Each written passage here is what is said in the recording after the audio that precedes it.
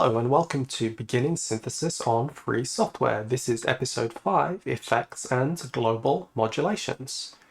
So first, what is Beginning Synthesis? Well, it's a series where I introduce all of the basics of subtractive synthesizer using free software, in this case Ardour and Odin 2, to demonstrate not only subtractive synthesis in the abstract, but hopefully an approach to learning to use a synthesizer which you haven't used previously.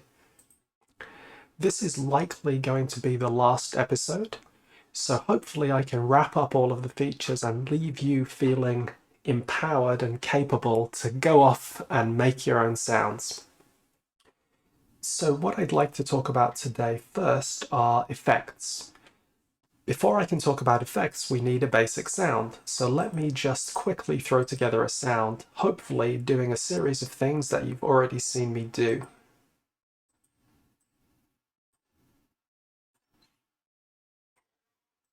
So I've brought two oscillators in. I've got a pulse wave at the top.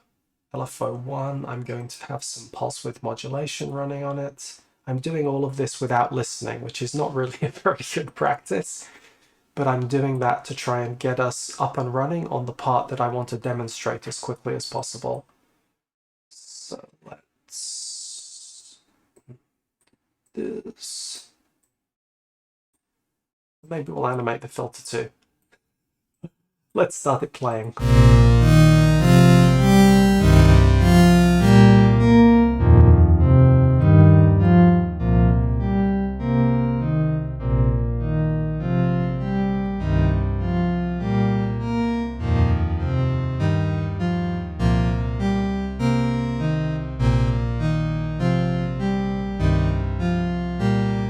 That's a fairly basic sound, but I think it's a sound that's serviceable.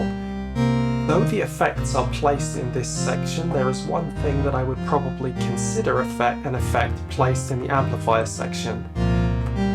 It is distortion. So the interesting thing about distortion is a way of manipulating the sound, and in this case it applies after the amplification is done. So there are three different types. There is folding, zeroing, and clamping.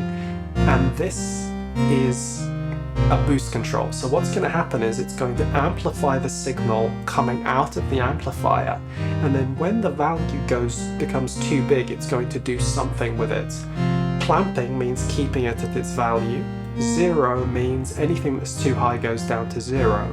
Folding means when the wave is going to go above the cutoff, the threshold, it comes back down again. They all have different characters. We have a boost amount and we have a wet dry. So wet dry, when we talk about dry, we talk about the signal without the effect. When we talk about wet, we talk about the signal with the effect. So if I set wet to 100%, this is entirely the signal with the effect. So now I'm using clamp. Let's boost.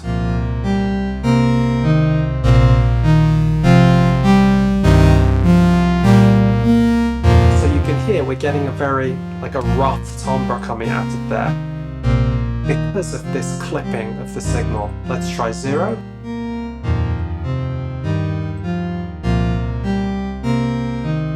And let's try fold.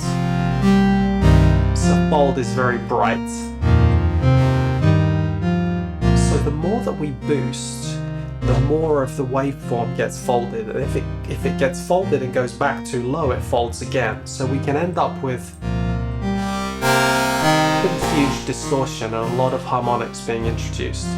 This is after this filter and after this filter. So one of the reasons for the third filter is to tame the distortion if we need to. So I'm going to turn this down a little. So now we have distortion in place. The other effects, I think I'm going to show them to you solo. That's to say, I'm not going to bring them all in at the same time initially. I'm going to bring them in one at a time. So the first one is delay. In this case, we have delay, phaser, chorus, flanger, and reverb. And each one has a button to enable it. So let's enable the delay.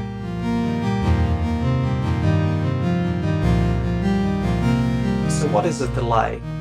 A delay takes the signal, it runs it through a delay line, which means that the output of the line will be whatever came into it, but a period of time later, and then it plays the delayed signal, with the option of feeding some of the delayed signal back in to the input of itself.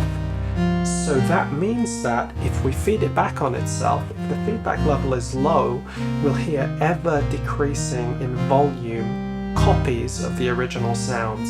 We have a parameter here called ping pong. What ping pong does is the delay line feeds one channel, stereo channel, and that feeds the other stereo channel. So with ping pong, we'll hear the echoes bounce back and forth between the ears. So let's enable it.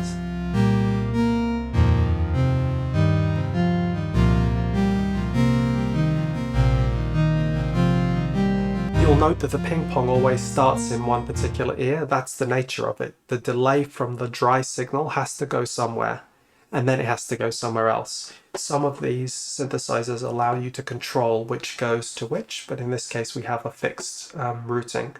We also have the capacity to synchronize. What this means is that the delay time, instead of just being a time in seconds or milliseconds, will be a time in musical time. So this is 3/16 notes.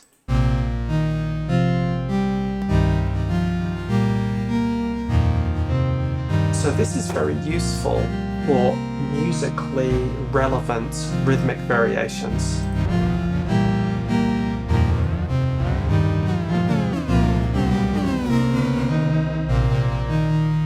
You'll note that if you adjust the delay time while it's playing, then you're going to get artifacts, because effectively you're stretching or compressing that buffer. And that stretching or compressing will make it higher or lower pitched, like it was a tape. So we've listened to the effect of ping pong. Feedback is how much of the signal comes back. So if I set it to minimum, we only get one delay, because the delay comes out and it doesn't get fed back. If we set feedback very high,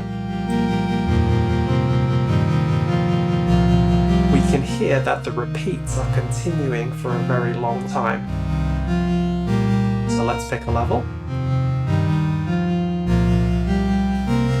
Another option we have is called ducking.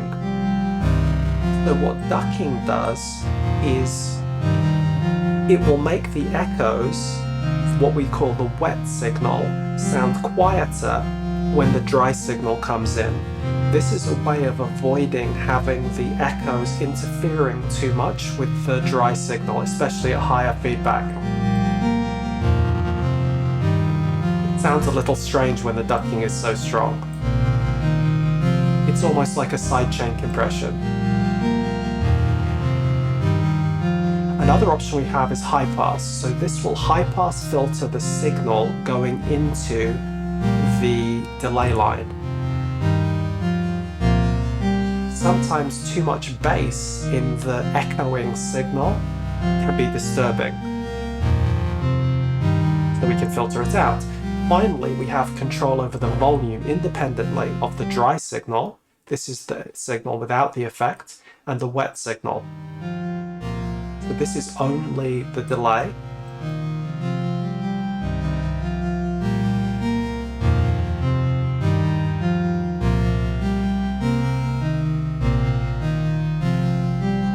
So you can hear the balance between the two. We can make some interesting rhythmic variations, and I think that's a good use for this. So next is the phaser. So a phaser will replicate the signal. These are all phaser, chorus, and flanger. They're all delay effects. They just function slightly differently with respect to what they're altering. So a phaser will be playing a copy of the signal out of phase with the other copy of the signal.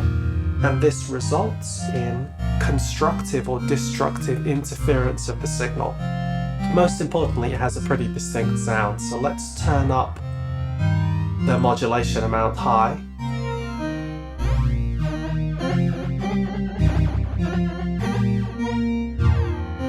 So this is the rate that the phase signal is moving with respect to the original signal.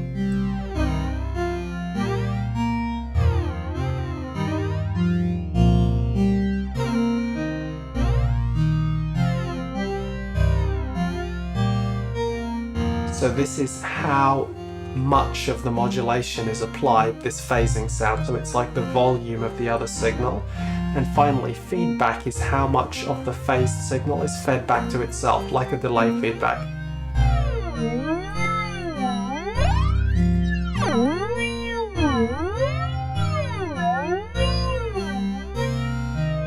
And this frequency control gives us some degree of control over that. Instead of a separate dry and wet signal, we have a wet-dry blend. So this is the fully wet signal, this is the fully dry signal. So we tune it by ear, so we can hear that motion. Another thing that's important to remember about these things is that these motions can be stereo. Whereas the oscillators and so forth are monophonic, they don't have any position in the stereo spectrum. So that's a phaser. Let's move on to the chorus. So chorus is going to it's going to replicate the signal, and it's going to play multiple instances of it, pitch detuned, in side by side in the stereo spectrum. So you're going to have an additional different type of motion. Let's set the modulation. So this means the chorus is happening to a great degree. The pitches are varying to a very great degree.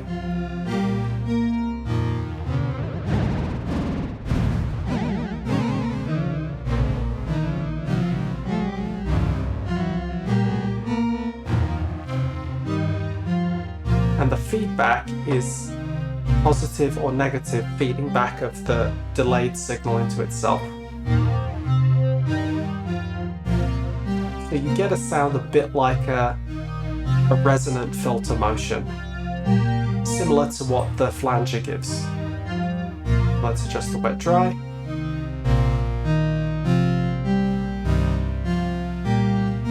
So the chorus is a good way again to add a bit of stereo width to a sound. Let's go to the flanger.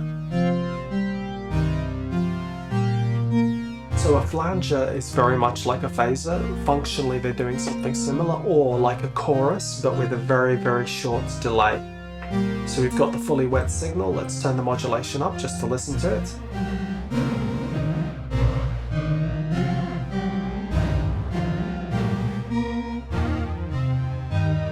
Let's adjust the feedback amount. So these amounts adjusting by ear. Let's adjust the modulation depth.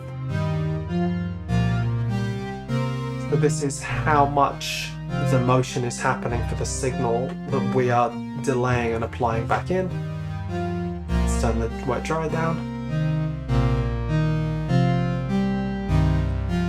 Finally, reverb.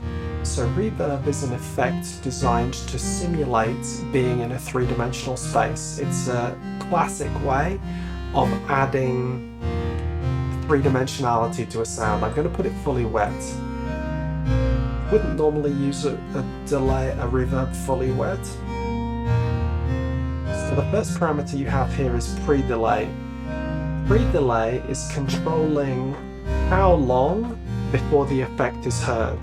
If you think about a space, if a pre-delay is high, it means the bounce back of the sound took a long time. It implies a large space. You hear that almost like an echo. That's the pre-delay being high. So let's turn it down. So next is the decay. This can be thought of as how big the room is. So when the decay is high, note by the way that a reverb is another delay feedback network connected in a certain way. So this is suggesting the size of the space. The bigger the space and the harder the surface is, the more the sound will recirculate. So that's what reverb is. You can think of it as a recirculation of sound. So high frequency damping, in that feedback that I described, if there are too many high frequencies, you can end up with this very strong metallic ringing. I think you can hear it now.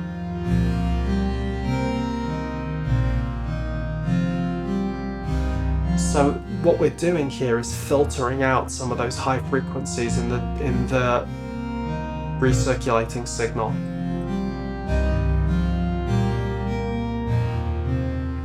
So another thing we have is an ability to control a pitch which is going to get accentuated. This can be thought of as a resonance in a space. If you're in a room and you're listening and the room is relatively sort of modest size and quiet, if you clap loudly and listen carefully, you'll hear as the clap fades away, a certain pitch is audible. You may or may not be able to hear this, but that is a resonance of the space. So if I turn this gain up, this is letting me tune the resonance.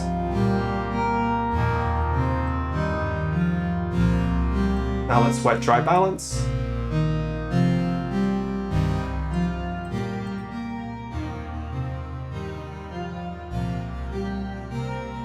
So this is all of the effects simultaneously in place.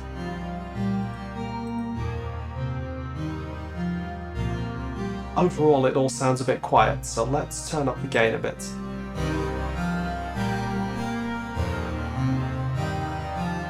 Turned up the gain into the filter. I can also turn up the gain in the amplifier.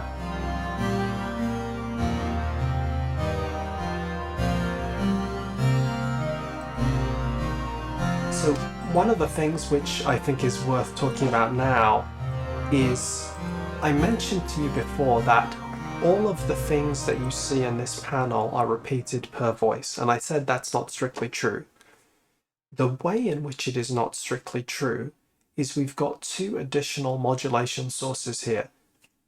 I guess there's another way it's not true, which I should tell you, which is before the output of the synthesis goes into the effects, all the voices get mixed. So the output of everything is going into these effects. They're not applying separately per voice, they're applied globally.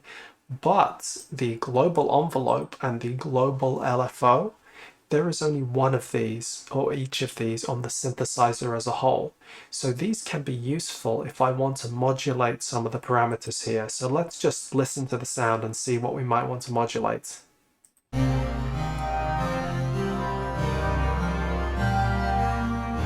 So let's say we want to modulate the wet dry on the reverb. We want the reverb to come in and out. If we try and do that with one of the per voice LFOs, what will happen is there will be some note prioritization order such that the LFO from one voice will be used for this modulation. With the global LFO, it will be applied. This is going to move continuously irrespective of what else is happening. So for the global LFO, we have a frequency control. So let's say global LFO is going to be routed to the... Okay, I said we were going to adjust the wet dry on the reverb. I presume for whatever reason that is disruptive. So let's pick something else to modulate. Let's listen again.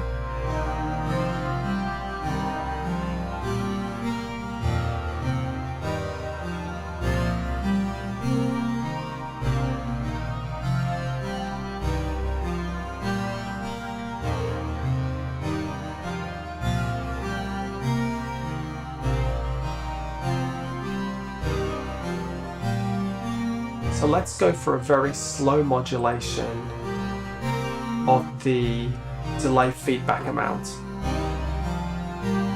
So what I'm going to do is set this to be fast initially. I'm going to turn the other effects off just so I can focus on it.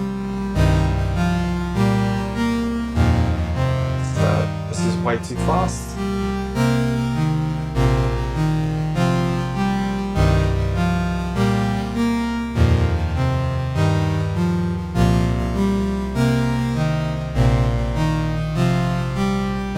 Now the amount of feedback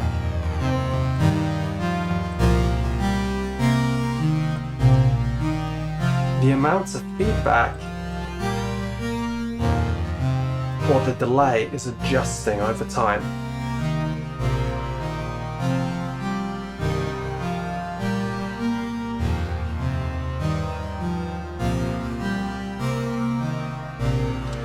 So while the sound that we have here may not be something that you would design for a specific purpose, I think that brings us to the end of illustrating all of the features of this synthesizer and of a process that you might follow to learn about a synthesizer. That's to say, start with the oscillators, start with the envelope, the amplitude envelope, then introduce a filter, then introduce a filter envelope. If there's other filters, maybe consider those, consider adding modulations, consider using the modulation matrix, and finally, consider using the effects. Not only is that how I would learn a synthesizer, but that is how I would design a sound. That's to say, in each section, I would try and get as close as I can to the sound that I'm trying to achieve. More than that, when I set out to design a sound, I don't just listen, except when I was doing it here today, I don't ordinarily just listen for what sounds good, nor do I just arbitrarily make adjustments to settings, nor do I randomly experiment. What I do is I have a sound in mind because I have a musical purpose in mind. I'm trying to design a sound that may fit in an existing piece of music. It may fit in a piece of music that I've been producing with someone else. It may fit a concept. So the key to working with synthesizers, I think, is to understand what you're trying to achieve and to have enough knowledge to achieve that thing that you conceived. In any case, I think that brings us to the end of this series. I hope you've enjoyed this series. I hope you found it informative and you will go and experiment with Odin 2 and use that knowledge to explore other synthesizers, maybe get into the world of hardware, maybe not. But mostly enjoy making music, enjoy designing sounds, and have fun. Thank you for joining me throughout this series. I hope you'll join me for some other series, but in any case, most importantly, I really appreciate you joining me here today, and goodbye.